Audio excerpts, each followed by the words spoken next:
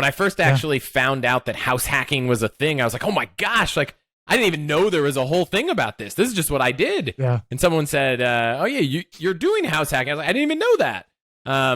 But a site that I love, and apologies to listeners if it's location specific, but there's a website called Altos Research, altos.re, and you can put in a zip code and they run a report, and it's like price per square foot, how it's been trending, 30-day averages by quartiles, all kinds of data. And so I hope that the data is for the entire country. If it's not, I apologize. But at least in the Bay Area, it was a great place to monitor what's happening to rental price or purchase prices.